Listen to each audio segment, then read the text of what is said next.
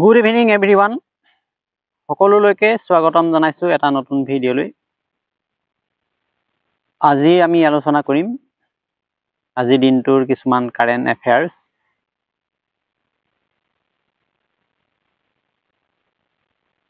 প্ৰথমতে আমি চাওঁ বৰ্তমান সময়ত আটাইতকৈ চিৰপৰিচিত এটা বিষয় আছে ভাৰত আৰু কানাডাৰ সম্পৰ্কৰ দিশটো। ইয়াৰ প্ৰাসংগিকতা কোনটো দিশৰ পৰা আছে? 2 বছৰৰ উত্তপ্ত সময়ৰ পাছত ভাৰত আৰু কানাডাই উচ্চ কমিছনাৰ পুনৰ নিযুক্তিৰ সিদ্ধান্ত লৈছে। লগতে বাণিজ্যিক আলোচনা, ভিসা, সেৱা আদিৰ পুনৰুদ্ধাৰৰ ক্ষেত্ৰত সহমত প্ৰকাশ পাইছে। এই সম্পৰ্কৰ এক আমাৰ বিশদ প্ৰতিবেদন। বিশেষ আলোচনাত আমি G7 যিখন মিটিং হৈছিলে তাতেই ভাৰতৰ প্ৰধানমন্ত্ৰী নৰেন্দ্ৰ মোদী আৰু কানাডাৰ নতুন প্ৰধানমন্ত্ৰী মাৰ্ক কাৰ্নিৰ বৈঠকত কিছু সিদ্ধান্ত গৃহীত হয়। EPA আৰু CEPA বাণিজ্যিক চুক্তিৰ পুনৰুদ্ধাৰৰ দিশে আগবঢ়াৰ বিষয়ে আলোচনা হৈছিল। লগতে ক্লিন এনাৰ্জি, ডিজিটেল ৰূপান্তৰ, কৃত্ৰিম বুদ্ধিমত্তা,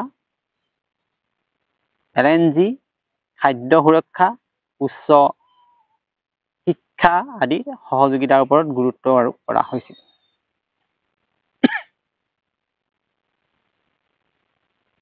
দ্বিতীয় আমাৰ আটাইতকৈ গুৰুত্বপূৰ্ণ এটা আন্তঃৰাষ্ট্ৰীয় খবৰে সকলোকে আকৰ্ষিত কৰিছে। সেইটো হৈছে ভাৰত আৰু ক্ৰোয়েছিয়াৰ মাজত যিটো প্ৰতিৰক্ষা সম্পৰ্ক। ভাৰত আৰু ক্ৰোয়েছিয়াই প্ৰতিৰক্ষাৰ ক্ষেত্ৰত দীঘলীয়া পৰিকল্পনা গ্ৰহণৰ সিদ্ধান্ত লৈছে। ইয়াৰ প্ৰধান দিশসমূহ হৈছে ইউৰোপত ভাৰতৰ নতুন কৌশলগত ধাৰণাৰ অংশ হিচাপে ইষ্টাৰ্ণ এণ্ড চেণ্ট্ৰেল ইউৰোপ ক্ষেত্ৰলৈ প্ৰৱেশৰ প্ৰয়াস কৰিছে। ক্ৰোয়েছিয়াৰ প্ৰযুক্তি সহযোগিতা আৰু বিশ্ব সংকটত নিৰপেক্ষ মনোভাৱ ভাৰতৰ স্বাৰ্থৰ সৈতে মিল খায়। ইউৰোপীয়ান ইউনিয়নৰ সিদ্ধান্ত প্ৰক্ৰিয়াত ক্ৰোয়েছিয়াৰ গুৰুত্বপূৰ্ণ ভূমিকা পালন কৰিবলগীয়া। পাৰ্শ্ব প্ৰৱেশ নীতি এতিয়াও প্ৰযোজ্য হৈছে। সংবাদত এই শীৰ্ষক বিষয়টো কেনেকৈ স্থান পাইছে আমি চাওঁ। কেন্দ্ৰীয় মন্ত্ৰী জিতেন্দ্ৰ সিঙে কৈছে চৰকাৰে পাৰ্শ্ব প্ৰৱেশ নীতিৰ চিন্তা ত্যাগ কৰা নাই। আচলতে পাৰ্শ্ব প্ৰৱেশত কি বিষয় সন্নিৱিষ্ট হৈছে? বিশেষকৈ ব্যক্তিগত খণ্ডৰ বিশেষজ্ঞসকলক চৰকাৰী উচ্চ পদত নিযুক্তি দিয়াৰ ব্যৱস্থা আছে। ইয়াত বিশেষ ক্ষেত্ৰত নতুন প্ৰযুক্তি, ব্যৱসায়িক অভিজ্ঞতা আৰু দক্ষতা আনি চৰকাৰী ব্যৱস্থাপনাৰ গতি বঢ়াবলৈ এই নীতি প্ৰস্তুত কৰা হৈছে। আন এটা গুৰুত্বপূৰ্ণ খবৰে পৃথিৱীৰ সকলোকে চিন্তিত কৰি তুলিছে। এই খবৰটো হৈছে গ্লোবেল যিটো খৰাং পৰিস্থিতিৰ সৃষ্টি হৈছে তাৰ ওপৰত। OECD প্ৰকাশ কৰিছে গ্লোবেল ড্ৰাউট আউটলুক, য'ত বিশ্বজুৰি খৰাঙৰ বৃদ্ধি আৰু বিস্তাৰ সন্দৰ্ভত গুৰুত্বপূৰ্ণ তথ্য দিয়া আছে। ইয়াত প্ৰধান দিশসমূহ আলোচনা হৈছে পৰিৱেশগত প্ৰভাৱ, বনাঞ্চল, জলাশয়, তৃণভূমিৰ ধ্বংস, জৈৱ বৈচিত্ৰ্য হ্ৰাস, এই দিশবিলাক স্থান পাইছে। আৰ্থিক প্ৰভাৱত জলবিদ্যুৎ উৎপাদন, উদ্যোগ বাণিজ্য আদিত ব্যাঘাত, খাদ্য জল সুৰক্ষাত সংকট ইত্যাদিৰ কথা আহিছে। বিশ্বস্তৰীয় ক্ষতি ক'ত হৈছে? প্ৰতি বছৰে 3% পৰা 7.5% পৰ্যন্ত আৰ্থিক ক্ষতি হৈছে আমাৰ। প্ৰাকৃতিক দুৰ্যোগ 6%, খৰাং হলেও মৃত্যু 34%। খৰাং বতৰে বিভিন্ন অঞ্চলত জনসাধাৰণৰ শতকৰা পৰিমাণ বৃদ্ধি কৰিছে। UNOC 2025 তৃতীয় ৰাষ্ট্ৰসংঘৰ মহাসাগৰ সন্মিলন।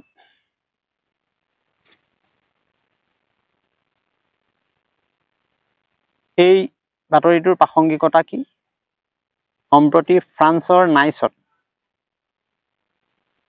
তৃতীয় ৰাষ্ট্ৰসংঘ মহাসাগৰ সন্মিলন সফলভাৱে সম্পন্ন হৈ যায়। ইয়াত প্ৰধান দিশসমূহ কি আলোচনা হৈছিলে? হাই চিজ ট্ৰিটি এনফৰ্চমেণ্ট। 60খন দেশৰ ভিতৰত 56খন দেশে ইতিমধ্যে অনুমোদন কৰিছে। ইয়াত বিশেষ ঘোষণা কৰিছে ফ্ৰেন্স পলিনেছিয়াই 5 মিলিয়ন বৰ্গ কিলোমিটাৰ এলেকা ধৰি পৃথিৱীৰ সৰ্ববৃহৎ সামুদ্ৰিক সংৰক্ষিত অঞ্চল গঠন কৰাৰ কথা ঘোষণা কৰিছে। নাইচ অচিয়ান একশ্যন প্লেন গ্ৰহণ কৰিছে। 170খন দেশৰ স্বাক্ষৰ আৰু 800 অধিক স্বেচ্ছাসেৱী প্ৰতিশ্ৰুতিৰে গঠিত এই nice ocean action plan.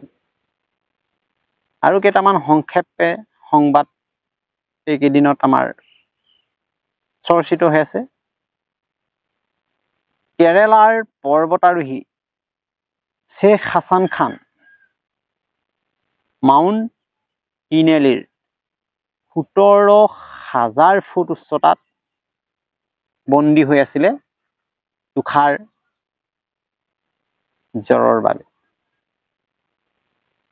Mount ডিনেলি আচলতে কি? ইয়াৰ কিছু তথ্য আমাৰ হাতত এনেকে আছে। নামটো উৎপত্তি হৈছে ডিনালি, কৈকন ভাষা। অন্য নাম মাউণ্ট মেককিনলি, এইটো পৰিচিত নাম মেককিনলি। অৱস্থান হৈছে আলাস্কা ৰেঞ্জৰ কেন্দ্ৰভাগত, দক্ষিণ মধ্য আলাস্কা যুক্তৰাষ্ট্ৰ। বিশেষত্ব কি? ই হৈছে উত্তৰ আমেৰিকাৰ সৰ্বোচ্চ শৃংগ। গতিকে আজিৰ কাৰেণ্ট এফেয়াৰ্ছত আমি কেইবাটাও গুৰুত্বপূৰ্ণ বিষয়ে সংক্ষেপতে উল্লেখ কৰিলোঁ। এই বিষয়সমূহ অতি দৰকাৰী, বিশেষকৈ প্ৰতিযোগিতামূলক পৰীক্ষাৰ কাৰণে হওক, সাধাৰণ জ্ঞান বৃদ্ধিৰ কাৰণে হওক। এই সংবাদসমূহৰ আধাৰত বিশ্ব, ভাৰতীয় পৰিষদ, কূটনৈতিক সম্পৰ্ক, ৰণকৌশল, পৰিৱেশীয় সমস্যা, বিশ্বজনীন উন্নয়নৰ ক্ষেত্ৰত গুৰুত্বপূৰ্ণ পৰিৱৰ্তন, বিভিন্ন ৰাষ্ট্ৰই লোৱা পদক্ষেপসমূহ সময়ৰ প্ৰতি সজাগ ৰাখি এই বিষয়বোৰৰ সম্পৰ্কে আমি জানিলোঁ। Thank you. আকৌ পুনৰ লগ পোৱাৰ প্ৰতিশ্ৰুতিৰে এই পেজখন ছাবস্ক্ৰাইব কৰিবলৈ নাপাহৰিব। লগতে মোৰ ইউটিউব চেনেল জ্ঞান সাগৰ সলিউশ্যনক ছাবস্ক্ৰাইব কৰিব। এনেধৰণৰ তথ্য পাবলৈ সঘনাই এই পেজখন ফ'ল' কৰি দিব। ইয়াত গুৰুত্বপূৰ্ণ দৈনিক কাৰেণ্ট এফেয়াৰ্ছৰ লগতে বিভিন্ন শ্ৰেণীৰ বিষয়ভিত্তিক ভিন্ন বিষয় আলোচনা কৰা হয়। এতিয়া লাইক কৰক, ছাবস্ক্ৰাইব কৰক আৰু ফ'ল' কৰক। Thank U.